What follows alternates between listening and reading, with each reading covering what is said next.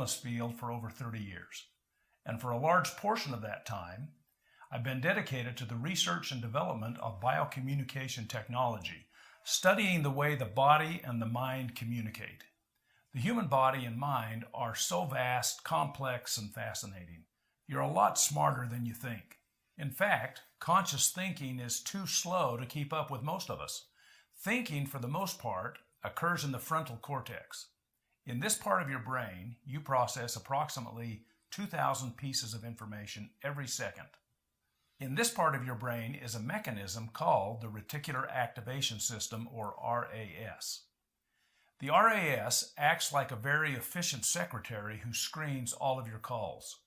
The reason you need this is because you have so much going on below the level of your conscious mind in your subconscious self. During that second, when you're consciously processing up to 2,000 pieces of information, your subconscious self is processing over 400 million pieces of information. With all this subconscious activity going on, your brain needs to be able to filter out what doesn't need your conscious attention.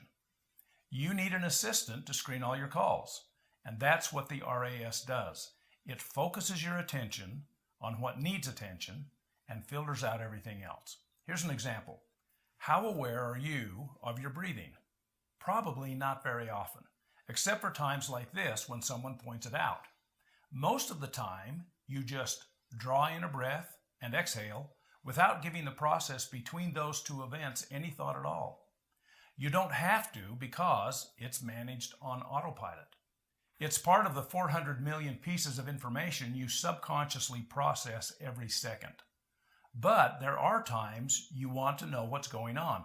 For example, if you're choking and not breathing, you want the message to get through because conscious action is needed. So your reticular activation system lets the call through and draws your attention to the feeling of choking. But that's the exception. The vast majority of your body's functions are managed by that part of you that is way smarter than your thinking mind. Your body routinely handles processes that are really quite miraculous. Another amazing thing about your body is its energy system.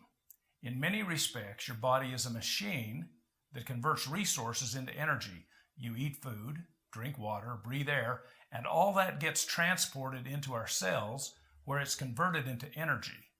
This energy then moves you, allows you to think and feel, and keeps the process of life moving along.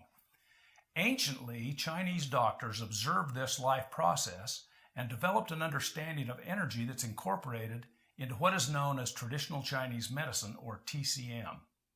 TCM includes acupuncture, and acupuncture includes acupuncture points and energetic pathways that connect them. These pathways are called meridians. Meridians carry the energy of life called qi, and acupuncture points are gateways that connect the inside of your body's energy system to the outside world. There are 14 main meridians on the body, and most are named after the major internal organ to which it is most closely connected. Along each meridian are situated individual acupuncture points. You might think of acupuncture points as little switches on your body's electrical grid, and you might think of them as antennas, sending and receiving energy and information. This conductivity allows energy to move more freely back and forth between the inside and the outside of your body. The 7 chakras, arranged along the spinal cord, are other components of your body's energy system. There are 7 main chakras. Each relates to a different part of your body and different aspects of your body's functioning. Like acupuncture points, chakras act as portals that connect your inside to the outside. Over 30 years ago, when I was first introduced to these concepts, they were considered by most Westerners to be strange and mystical.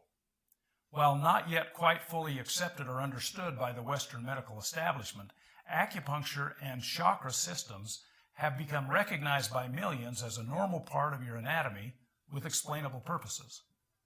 Your body's energy pathways transport energy and information.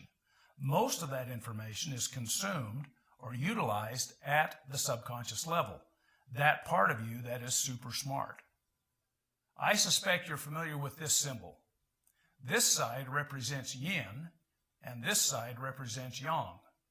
This symbol represents the concept of opposites, and yin and yang are two opposing categories into which everything in the universe can be placed. For example, yin is cold, yang is hot. Yin is slow, yang is fast. Everything has an opposite. For every yin, there's an equivalent yang. There is opposition in all things. You can sort your body's various parts and pieces into this yin-yang continuum as well. Qi is the most yang part of your anatomy, the energy that flows through your acupuncture meridians. It's the fastest moving, the first to change, and tissue is the slowest, the last thing to change. Even if this concept of Qi is new to you, let me assure you that you have more experience with Qi than you may realize. Have you ever gotten sick? The first thing that happens is you feel like you're getting sick. That feeling comes from a shift in your Qi, because Qi is the fastest moving thing in your body. When you get sick, your energy is the first thing to move out of balance. When that happens, you feel it. And when your sickness has run its course and you start to get better, you feel like you're getting better. That's the feeling that comes when your Qi moves back to a healthier, more balanced position. Qi is the first thing to move in or out of balance. If you could see your body through an infrared lens, what you would see is energy that extends beyond your skin. This infrared energy is heat, and although heat may have a limited range, a fundamental aspect of energy is that its effects continue on. In other words, the energetic part of you doesn't end at your skin. The sum and essence of you is called your field. Your field is your sphere of influence, and it's not bound by space and time. You really are quite amazing. In this video, we've talked about your body and how it transmits energy and information, and a little bit about your field, your sphere of influence, that extends across space and time. Please continue to join me in the next video where we'll explore fields a bit further. Thanks for watching.